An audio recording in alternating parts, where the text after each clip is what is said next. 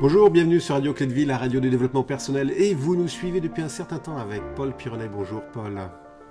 Bonjour Alexandre, bonjour à tous. Alors Paul, on a vu la semaine dernière comment être bien avec soi-même, et cette semaine, on va voir comment se découvrir. Mais alors se découvrir dans différentes facettes. Nous au quotidien, mais un petit peu plus de choses. Paul, on avait fait une émission justement sur ça, sur différentes facettes. Comment est-ce qu'on peut commencer à se découvrir soi-même et découvrir les autres parties de soi-même ? Alors, il y a plein d'approches pour décrire les différentes parties de soi-même. Alors, je ne vais peut-être pas partir aujourd'hui sur des profils d'ordre psychologique ou des sensibilités, mais plutôt sur différentes parties de nous-mêmes auxquelles on est confronté chaque jour et qui, moi, m'ont beaucoup éclairé dans ma vie. À savoir, je le donne en rapide, mais c'est à la fois le plan physique, ce que je suis au niveau physique, ce que je vis au niveau énergétique, dans ma relation énergétique à moi-même et à mon environnement. Je vais préciser ça dans quelques minutes. Ce que je peux vivre aussi au niveau émotionnel, c'est-à-dire toute cette interaction, cette richesse des émotions qui m'animent chaque jour. Ce que je peux vivre aussi au niveau mental, parce qu'après tout, j'ai un cortex, j'ai été fourni d'une intelligence, donc ça peut valoir évidemment le coup de l'utiliser. En tout cas, pour certaines choses, c'est très important. Pour d'autres, on va voir que ça coince un peu. Et puis, au-delà de cette intelligence mentale, cognitive, eh bien, il y a une aspiration à être en relation à un monde beaucoup plus large dans lequel je place, moi, la dimension plus spirituelle. Et ce que je trouve intéressant, c'est de vivre effectivement plus en présence ou en conscience avec l'ensemble de ces niveaux. Alors, s'il y avait un plan sur lequel, évidemment, j'invite tout le monde à d'abord commencer, c'est évidemment le bas, c'est-à-dire le plan physique, et je vais évoluer après sur les autres pour faire le tour un petit peu de ces champs de soi-même, en fait, ces différents niveaux de soi-même. Alors, sur le plan physique, dans une aspiration à vivre plus heureux, j'ai envie de dire qu'il y a quelques fondamentaux qui me semblent essentiels sur le plan physique. C'est déjà la posture.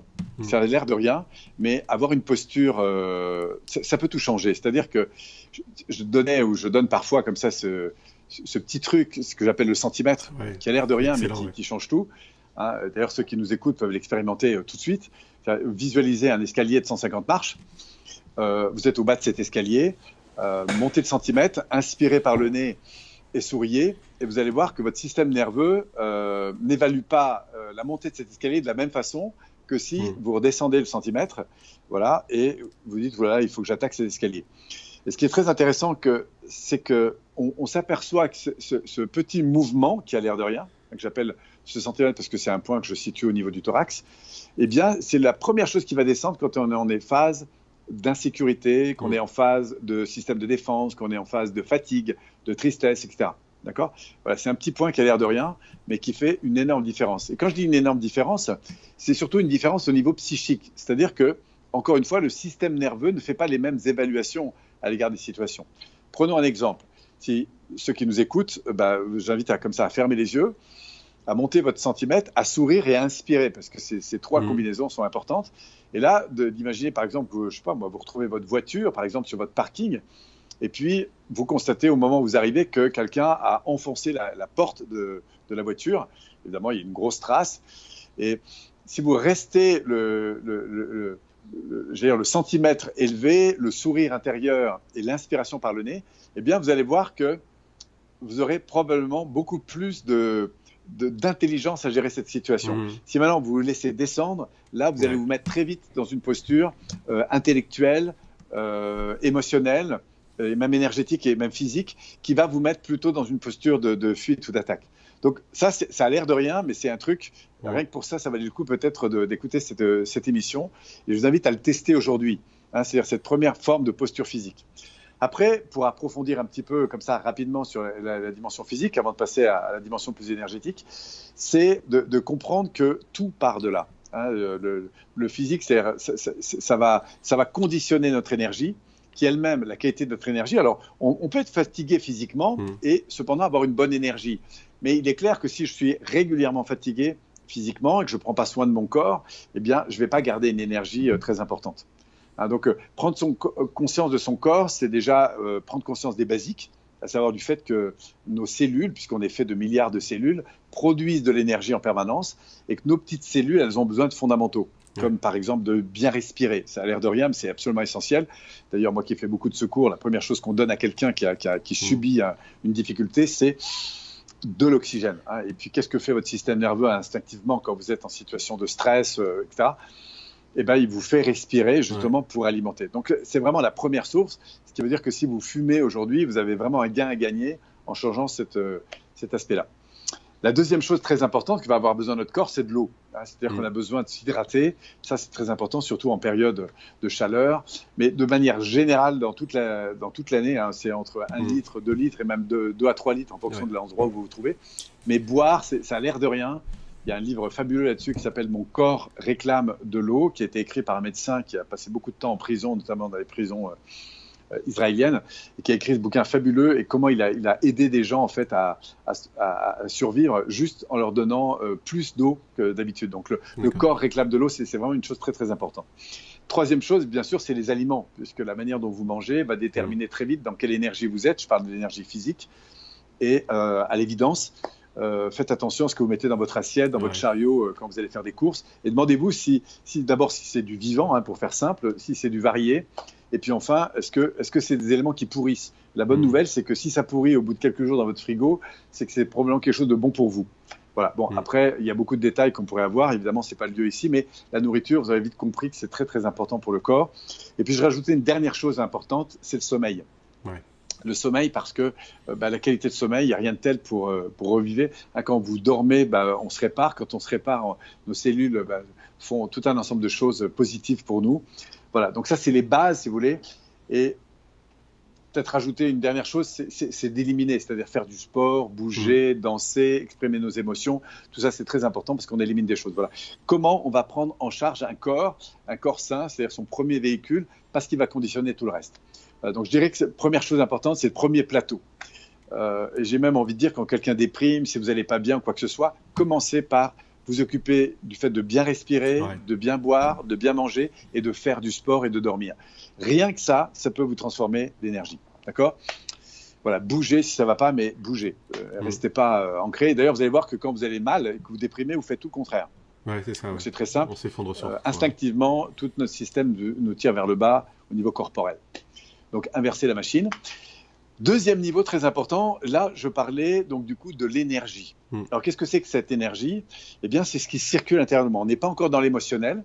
Par exemple, si je médite, eh bien, je peux être en conscience de ce qui se passe dans mon corps. Je peux déplacer mon attention dans mon corps, dans ma respiration, dans ma relation à l'appui, à la verticalité dans laquelle je suis, au contact avec mon environnement. Je peux aller toucher un arbre et sentir de l'énergie qui circule. Je peux masser quelqu'un et sentir de l'énergie qui circule. Voilà, je suis dans une certaine énergie et je peux aussi travailler sur ce rayonnement intérieur, par exemple, en fermant les yeux, en souriant, en laissant apparaître à l'intérieur de moi cette énergie, en la localisant, en y mettant une couleur, en la faisant grandir. Enfin, il y a plein d'exercices qu'on propose, qu'on découvre en sophrologie, en PNL, en hypnose, pour justement entrer dans cette conscience de ce que l'on vit énergétiquement intérieurement et de sentir circuler cette énergie, que ce soit bien sûr à l'intérieur, dans les profondeurs les plus fines de son corps, mais aussi dans la relation qu'on a avec l'environnement. Donc être en contact d'une personne, par exemple, et de sentir son énergie, c'est important. Que ce soit avec un animal, une plante, avec ce qui est vivant, d'être un peu plus conscient de cette interaction un peu subtile qu'on a bien sûr avec les différentes parties de soi-même et avec l'environnement. Ça, c'est le côté plus énergétique. Et je trouve que c'est très important quand on est notamment en relation avec la nature, le vent, l'air, les arbres, l'eau, et bien de s'arrêter et d'être en conscience de ce qu'on peut presque goûter dans cette interaction. Et d'éveiller cette dimension, d'éveiller cette énergie, d'éveiller cette conscience ou cette présence à ce qui circule à l'intérieur de nous. Et la méditation est une voie fabuleuse pour ça. Oui. Ouais, et plus on est conscient justement de ça, et plus on va dire qu'on s'ouvre et qu'on reçoit. Exactement, parce qu'on éveille des canaux sensoriels. Évidemment, ça fait complètement partie, là pour le tout, de cette présence. C'est le deuxième niveau pour moi très très important. C'est le troisième niveau, c'est le niveau émotionnel. Alors, on sait qu'être en bonne énergie, on peut être fatigué, manquer d'énergie, etc. Et pourtant, avoir de bonnes émotions. hein, c'est-à-dire être heureux, etc. Mais on s'aperçoit quand même que l'être humain ne va pas rester longtemps heureux ou dans de bonnes voilà, si l'énergie tient pas, si je suis pas dans une qualité d'énergie. Donc l'énergie, pour moi, c'est ce qui va sous-tendre quand même dans une grande partie nos émotions. Alors si on est au niveau des émotions, eh bien, là aussi, c'est un étage très important. Moi, je vois ça un peu comme des grands étages de la tour. C'est-à-dire qu'on a la base avec le corps physique, on a les premiers étages avec le corps plus énergétique, et puis enfin, on a le corps émotionnel. Eh bien, c'est cette variété d'émotions qu'on peut avoir entre les frustrations qui vont se manifester et les désirs ou les satisfactions qu'on va tirer, qui sont principalement orientées autour pour les émotions d'alerte, un petit peu en bas, comme je l'ai souvent précisé. La peur, les sentiments de peur, d'inquiétude, d'insécurité, de doute, qui peuvent aller jusqu'à la terreur. Les sentiments de colère, qui sont l'irritation, la colère qui monte, avec tout ce que ça entraîne, au-delà de l'agacement, hein, ça peut aller jusqu'à la rage. On a tout ce qui tourne autour de la tristesse, qui va de la simple peine ou de l'ennui, ou le sentiment qui m'éteint, à la différence de la colère qui me remonte. Ça m'éteint, je m'ennuie, je suis un peu triste parce que j'ai l'impression de perdre mon temps, je viens de perdre quelque chose, je viens de perdre un projet, je viens de perdre une relation, je viens de perdre quelqu'un. Voilà, donc j'ai de la tristesse. Et ça peut aller, cette tristesse, vers le fait de me couper, de m'isoler et bien sûr de déprimer. Et puis enfin, pour moi, j'ai une quatrième grande voie, c'est le dégoût, hein, c'est-à-dire c'est un mélange de colère et de tristesse où je me dis, mais c'est pas possible en fait, j'en sois là. Bon, heureusement. Alors, ça peut commencer par un sentiment un peu de rejet, d'écœurement, et puis ça peut aller jusqu'au dégoût. Et ce dégoût, en fait, il m'a dit simplement que je suis en train de perdre le désir de quelque chose. Il y a une perte de désir fort. Et du coup, on va pouvoir retrouver ce désir qui va nous conduire d'ailleurs à l'inverse de la tristesse, au besoin de lien, c'est-à-dire l'amour, la relation, l'écoute, la considération, la reconnaissance, et qui va nous conduire jusqu'à au-delà de l'amour, le sentiment de gratitude, qui nous ramène là pour le coup dans la joie, qui est pour moi l'opposé évidemment de la colère, dans la joie qui donne cette énergie d'avancer. Et moi je dis la joie précède la victoire. Pourquoi ? Parce que la joie nous met dans l'excellence. Quand j'ai de la joie et du plaisir à me maquiller, je le fais beaucoup mieux. Quand j'ai de la joie et du plaisir à manger, à consommer quoi que ce soit, à être en relation, à travailler, à étudier. Enfin, du coup, la joie m'entraîne dans un comportement d'excellence en fait. Souvent. Et quand ce comportement d'excellence se révèle, il me permet de satisfaire les résultats auxquels j'aspire et qui vont me mettre en paix. C'est-à-dire en sentiment de sérénité, sentiment de profonde paix, de calme, et au fond de reconnexion à cet instant présent, avec ce sentiment que tout est là en fait. Voilà, donc là je viens de faire une panoplie rapide un petit peu des indicateurs entre peur, colère, tristesse, dégoût. Et puis à l'opposé, on a évidemment le désir, l'amour, la relation, la joie, et puis bien sûr le sentiment de paix et de tranquillité, qui va jusqu'à la sérénité. Et puis toutes les formes de zénitude. Et enfin, ces qualités d'émotion, elles sont importantes parce qu'elles vont évidemment conditionner beaucoup mes représentations, mon monde, mes évaluations des choses. Ça va, j'ai encore un petit peu de temps ? Oui, il reste à peu près 2 minutes. Bon, c'est parfait pour terminer. Alors, au niveau de la conscience, c'est quoi ? Il est clair que beaucoup de mes pensées sont conditionnées par la qualité de mon ressenti. Et en l'occurrence, c'est intéressant de voir que nos ressentis on crée des habitudes. Hein. Si j'aime, par exemple, je sais pas, si j'aime les tomates, à chaque fois que je vois une tomate et que j'en ressens l'odeur, bam, ça me met dans une évaluation positive. Pourquoi ? Parce qu'il y a une référence émotionnelle qui fait que quand je reconnecte à la tomate, je me sens mieux. Si par exemple j'ai une très bonne relation avec les mathématiques quand j'étais enfant, quand je retrouve un cours de maths aujourd'hui, j'ai le cœur qui monte, comme ça, le centimètre qui monte, et du coup j'ai une appréhension, une évaluation des choses qui est beaucoup plus positive et constructive. À l'inverse, si j'ai eu des accidents émotionnels, je veux dire par là des frustrations très fortes, par exemple avec les mathématiques, et du coup quand on va me parler d'un problème de maths, automatiquement, poum, j'ai mon système qui me met en évaluation et un phénomène de rejet. Et du coup, je n'ai pas les mêmes évaluations, les mêmes pensées, les mêmes représentations. Et du coup, je ne développe pas les mêmes croyances. Et c'est là que pensées et croyances sont du coup importantes parce qu'elles vont nourrir ma vie, elles vont conduire ma vie sur au moins 2 aspects. Le premier, c'est mes importants, mes croyances en termes d'importants. Par exemple, c'est important de prendre soin de ma personne, c'est important de prendre soin de mon temps, c'est important de prendre soin de mon petit déjeuner. Enfin, c'est mes importants d'un côté, et de l'autre côté, mes règles du jeu. c'est-à-dire ce que je peux faire et pas faire. Et il est clair que ces phénomènes de croyance centrés sur sur mes importants et en même temps sur mes comportements, vont conditionner toute ma vie. C'est clair que si c'est important pour moi de prendre soin de ma santé, parce que c'est une valeur, la santé, et que je développe des attitudes positives à partir de là, c'est-à-dire un rituel régulier pour aller faire du sport, courir, etc. Du coup, au bout de quelques mois, quelques années, j'ai pas du tout le même résultat que si je me réveille le matin, je me fous de tout, je mange n'importe quoi, et que du coup, mes rituels, c'est de prendre beaucoup de sucre, du café, machin. L'air de rien, la conséquence, c'est qu'elle est très différente au bout de quelques mois et quelques années. Voilà. Donc, ces phénomènes de croyance sur soi-même et sur les autres, c'est vraiment des éléments importants auxquels, c'est un étage en tout cas auquel j'apporte évidemment beaucoup d'attention et de vigilance.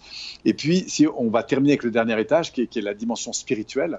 Alors, pour moi, la dimension spirituelle, je dis souvent que le religieux me conduit au spirituel, mais le spirituel n'est pas le religieux, c'est bien sûr deux choses très, très différentes. Pour moi, le spirituel, c'est quand je me pose ces questions essentielles du type « qui suis-je » et où est-ce que je vais, c'est quoi ma destination, le sens de ma vie, et puis comment je me situe aussi par rapport aux autres, par rapport au monde, par rapport à Dieu, par rapport à l'univers. Donc on est là dans une reliance au monde. Alors bien sûr, je peux avoir des pensées négatives et entretenir encore des relations positives avec mon environnement, mais si mes pensées restent négatives, dévalorisante, au bout d'un moment, c'est ma reliance à l'environnement qui va être dévalorisante. Et donc, du coup, c'est ces phénomènes d'attraction qu'on connaît bien qui vont faire que si je ne prends pas soin de mes pensées, de mes actions, de mes sentiments, de mon comportement, etc., mon environnement, lui, il va se mettre en adéquation à ce que j'émane. Et donc, du coup, me retourner des choses négatives.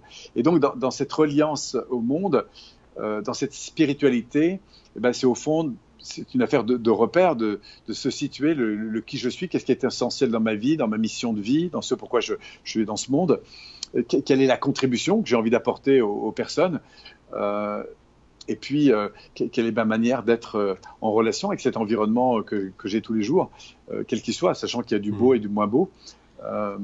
Voilà, là c'est plus une démarche en fait spirituelle où chacun ne pourra avancer qu'en fonction de l'expérience qu'il vit.